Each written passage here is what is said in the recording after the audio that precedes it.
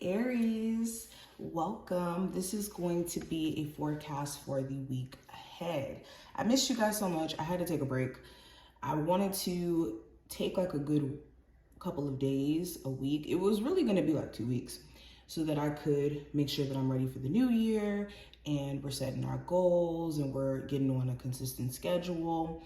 But I kind of miss you guys, so I wanted to come back, and I'm just excited that we're in a whole new space and we're just able now to kind of get the readings out. And sorry if you guys hear screaming, okay? People are turning up in the background and having fun, so yes. But anyways, let's go ahead and get into the reading. Any information that you may be looking for will be in the description, especially if you do want a personal reading, and make sure that you subscribe and hit the notification bell. Okay, so overall energy we have here, Aries, the Nine of Wands. The hidden influence for the week ahead, we have the Crone of Swords. Love, we have the Temperance card. Career and finance, we have the High Priestess. The possible challenge, we have the Nine of Pentacles. And the advice for this week, we have the Hangman in reverse. And we're going to pull some oracle cards too. Overall spiritual energy for you.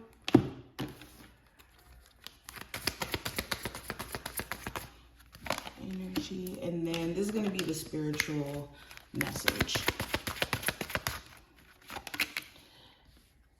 Okay, so let's talk about it, Aries. Nine of Wands representing the overall energy. As of lately, you've been pretty stressed out and overwhelmed. Also, a little defensive when it comes to connecting with other people. You've had an interesting year in terms of personal relationships being tested. And you could have new relationships that are trying to be formed, or new people trying to come to your life, or even people that you have a history with trying to come in. But there's so much boundaries or even resistance you could feel towards that energetically, because you just may not feel, you may not feel like you want to go through the same problems over and over and over and over and over again, especially if things have been redundant with a specific person. And then they try to come in during this time frame, you could be very, very resistant towards allowing that to happen or for you to get involved with them. Also with the Nine of Wands, you're finding the strength to keep pushing. Like I said, this year has been hard, but you're in this energy where you're like, you know what? I'm still going to keep pushing. I'm still going to keep going, and I'm not going to let that stop me. And because of this, you could be getting to a place of finding happiness even in the most stressful times, or you just being stressed out energetically. Now, going into what I see for the hidden influence, I have the Crone of Swords. So the hidden influence as to what's going on around you is your thought process or certain beliefs that you could be subscribing to. Okay, if you do feel a little stuck. For others of you, actually, you're starting to see the light, or you're starting to see the truth or the reality of your situation. And that could be what's inspiring you to be more realistic in terms of what you're doing, the action that you're taking, what you're giving the time of day. Also removing certain things, cutting yourself loose from certain things too, could be influenced by you, again, seeing the light or seeing the truth of your situation. Also, there could be a conversation this week that could influence the way that you're seeing things or the way you look at someone as well, or the lack thereof communication, especially if you're expecting this person to reach out to you or for them to communicate or to express themselves and they don't. Now, going into love, specifically, I have the Temperance card. So you could be dealing with the Sag specifically. It really doesn't have to be that zodiac sign. It's just more so what I'm seeing with the energy. With love, I see you trying to be patient with the person that you're romantically connected with. it could take a lot, especially since you and this person could be different. You could express yourself maybe differently. You could be someone who's more in tune with their emotions, and maybe this person, you have to be a little bit patient with them when it comes to them expressing themselves, for instance. Or there could be certain things that you're expecting out of a love interest here, and you've been trying your best to be patient, but maybe your patience is running a little bit thin. So this week you could be asking yourself that question of, how long can I continue to be patient for this situation to work itself out, or for this person to take certain initiatives? Okay. Some of you could even be on a break from someone, or you haven't heard from a love interest, and that could be what you're trying your best to be patient for. But it could be a little trying. Now, career-wise, I have the High Priestess. So for a lot of you, you may be in a space to where you don't really know how to navigate your career moving forward. You could be trying to figure it out. And the High Priestess does talk about being in tune with your inner knowing and letting yourself be led by intuitive nudges that come up. So as you feel pulled to certain things, as you feel like, oh no, this is the right move for me, or connected to certain things, it's important to know that sometimes you can't just plan everything out strategically when it comes to a business or your career or life in general. And the High Priestess reminds us to be in tune with feeling our way through our situation in terms of what feels right. And when I say, I don't mean this from an emotional sense, I mean this from an intuition place. So if you intuitively feel drawn to creating a business and you've been putting it off and it keeps being something that you're intuitively nudged to do, maybe you need to give that a shot.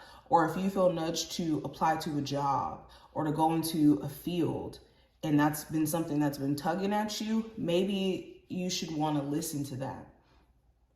Some of you may be intuitive or like actual readers or spiritual healers, and this could be your journey. If you've been needing a confirmation on whether or not that's something that you're supposed to be doing, you hold some key information that could help a lot of different people, and that may be your path. Okay. But interesting. Now let's go into the possible challenge. I have the 9 of Pentacles. So with the 9 of Pentacles, the challenge could be some of you being single. Like as a whole, maybe you don't want to be in your single era and you want to find love. Or on the flip side, some of you could be too comfortable in being single to a point to where it makes you really defensive and almost feel like you don't really need people to be around you, or you prefer not to have people around you at all. And I mean, this is a good thing in terms of you having, a sense of self-love, but this is kind of dangerous when you completely are just kind of shutting people out and not giving people a chance. The other challenge here could be overspending. You want to be careful of that. Or being too ambitious when it comes to your money, like spending money and being like, oh, well, yeah, I'll get that back. So be careful of like overspending. Now, last card's going to represent the advice. With the Hangman in reverse, look at things from a totally different perspective and realize that you're free from the shackles of whatever was holding you back. Okay, some of you were in a very toxic, some of you maybe even abusive relationship, or in a job where it was toxic and it was abusive, or we're in an environment, or we're just in a space to where you were not able to thrive and not be able to change your viewpoint, especially if it was more so negative.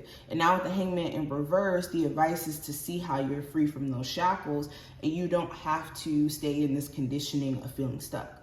Also with the Hangman in reverse, if you're not free quite yet, this is allowing yourself to be freed from those dynamics, especially going into the new year.